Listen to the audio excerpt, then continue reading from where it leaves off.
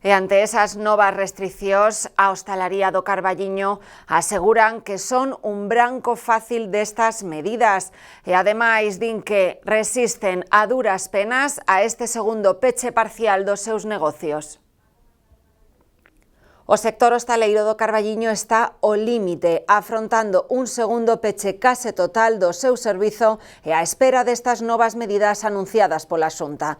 Consideran que sobrevivir cun negocio no inverno só coas terrazas é moi complexo. Xa vedes, estamos outra vez nas mismas, outra vez con solo servicio de terraza e mal. De feito, nos optamos por a opción de cerrar o comedor porque para nós non é viable ter xente contratada para solo servicio de terraza.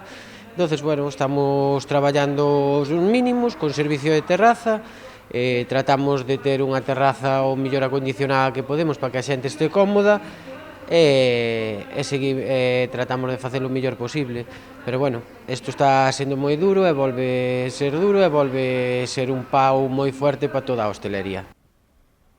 Consideran que os casos que se levan rexistrado na hostalaría son mínimos e que se están centrando todas as medidas en pechar a súa actividade, asegurando que é hora de comezar a protestar polo que están tendo que asumir. O blanco máis fácil está visto, non é que haxa moitos casos en hostelería ou tanto nos meus empleados como en todo o sector.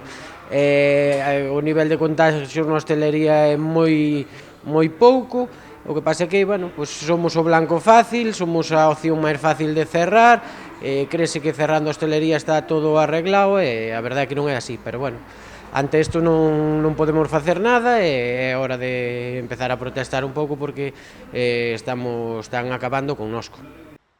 En canto ao resto do comercio, a maioría de locais aseguran que as medidas que limitan a hostalaría repercuten na súa actividade, minguando a presenza de xente nas rúas logo das 6 da tarde. En cambio, un dos sectores que mellor resiste é o das florerías, a pesar das limitacións na celebración de eventos de cara á primavera.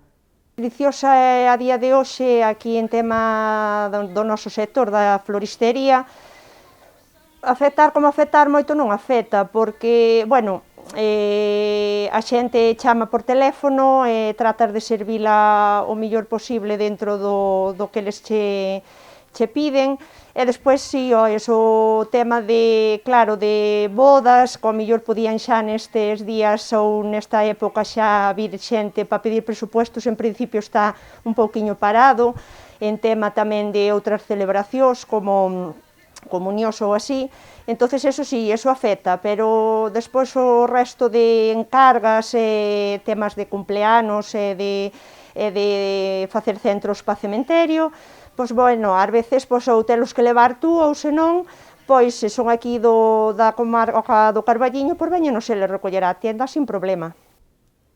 As dúbidas en canto a que se aplique un peche de toda actividade que non sexa esencial están no aire. Moitos sectores pregúntanse como afrontarán esas circunstancias.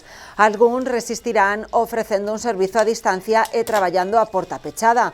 Outros terán que paralizar a súa actividade por completo. Cerraran e só quedaran os esenciales, nós en principio poderíase traballar a porta cerrada, a xente faiche o encargo por teléfono, xa che paga ca tarjeta, e bueno, irías tú aos sitios levar as encargas, e bueno, nós o que é o tema así da flor non habería así en principio moito problema. Claro, a xente gustalle moito máis vir á tienda porque así ve os produtos e ve o que pode escoller. Claro, se che encargan por teléfono xa confían máis en ti e tes que escoller tú ou mediante WhatsApp mandarlle o que tes, e bueno, sería diferente, pero bueno, sempre se vai traballando e vaise salindo do apuro e sacando a xente dos seus, claro, tratas de darlle o servicio desa maneira.